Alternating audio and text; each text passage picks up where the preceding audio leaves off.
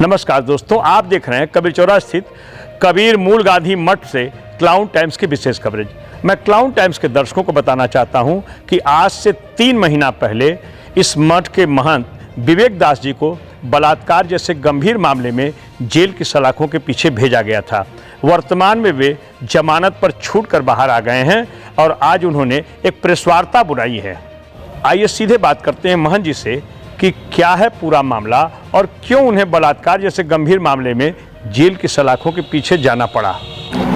इस वक्त हमारे साथ हैं कबीर मठ मूल गांधी के महंत विवेक दास जी। विवेक जी, क्या कुछ मामला था जो आपको जेल की सलाखों के पीछे जाना पड़ा और कितने दिनों तक आप जेल में थे? जी, ऐसा है कि मेरे पास भू संपदा की अकूत है, उसका कोई गिनती नहीं है। उन्हीं भू संपदाओं को बचाने के लिए मुझे पूर्व महंत ने कबीर मठ पीठ पर मुझे महंत बनाया। वो संपत्ति एक सारनाथ में है जो 12 एकड़ में है, दूसरी संपत्ति शिवपुर में है जो 8 एकड़ में है।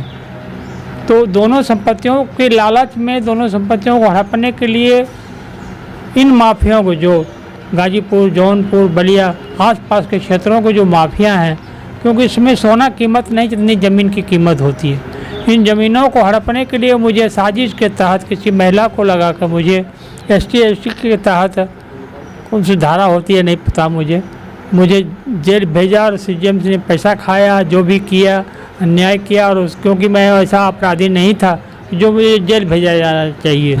कितने दिनों तक आप जेल में थे? 3 महीने के बाद बेल हुआ।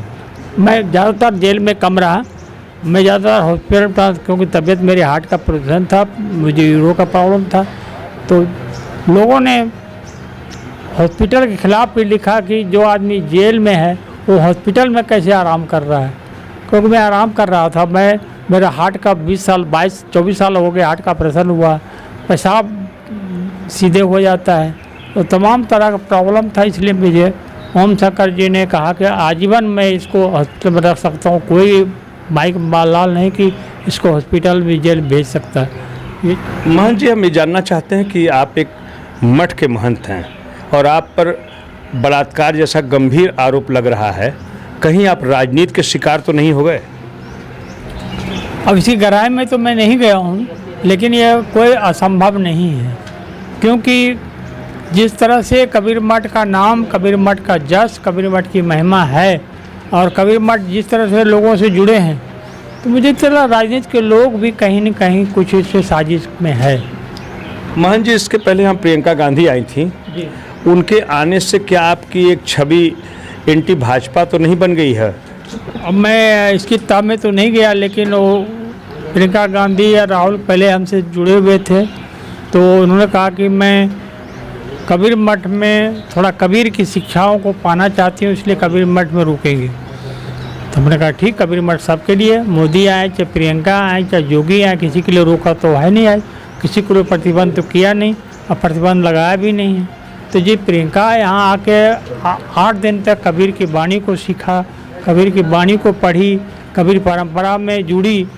तो इसके बाद यदि सरकार को या वर्तमान सरकार को लगे कि प्रियंका की वजह से हमारी सरकार को कोई कुछ हो सकता है तो मैं क्या कर सकता हूँ? मैं किसी को रोक नहीं सकता हूँ।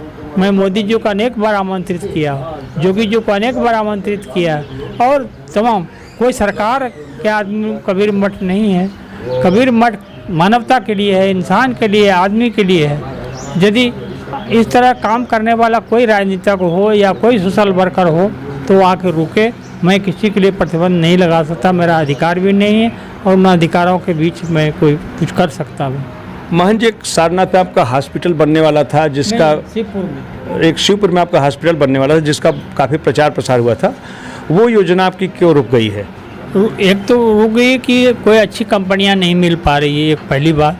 जिन कंपनियों को मैंने अनुबंध किया, जैसे BR सेठी, वो करप्ट में फंस गए, जेल चले गए। दूसरा फिर किसी को और किया, अभी एक कुशवाहा जी हैं, उन्होंने किया, तो उनके सामने ये गड़बड़ियाँ आई है, क्या आई है। लोगों ने कहा कि साहब वो अस्पताल कम बनाते हैं, वो बिल्डिंग ज़्यादा बनाते हैं। तो मेरा मन, अनुराग कुशवाहा की आप बात कर रहे हैं क्या? जी।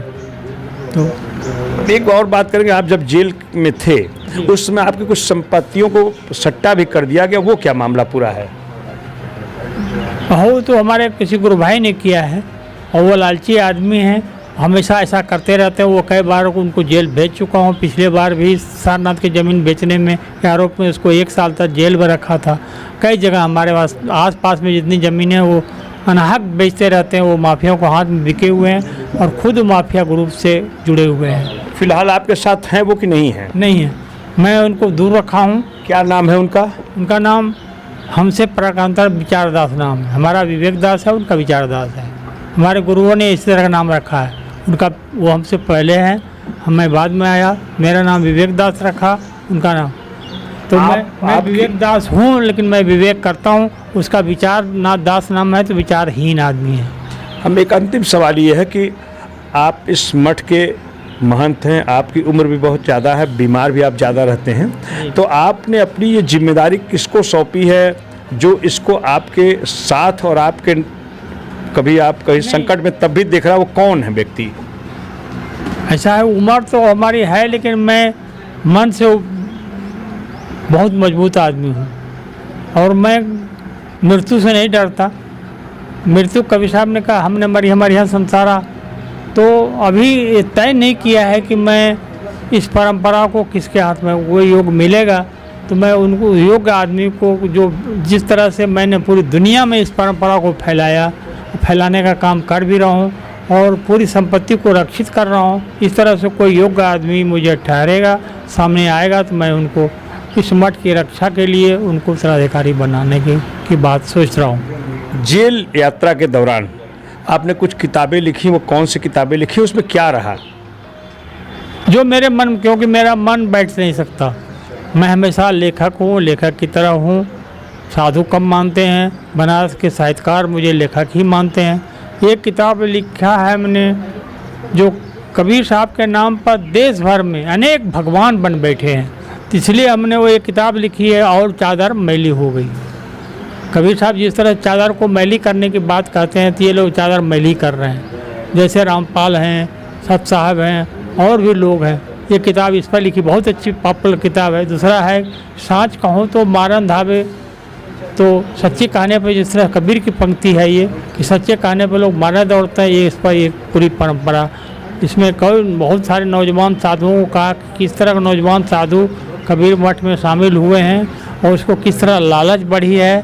लालच के दौर में मठ का काम नहीं, पंथ का काम नहीं, लेकिन वो ज़मीन हड़पने के लिए महंत की गद्दी पाना चाहते हैं। एक और सवाल आपसे है कि वर्तमान में जो केंद्र की मोदी सरकार, उत्तर प्रदेश में योगी सरकार है, इन दोनों सरकारों की कार्यशैली और इनके जो विकास कार्यों को किस रूप में आप देखते हैं और इनके लिए आपका क्या संदेश है? अब जैसा प्रचार प्रसार है, जैसा लोग कहते हैं, यदि मोदी सच में इस तरह से काम कर रहा है तो मैं उनको धन्यवाद देना चाहता हूँ।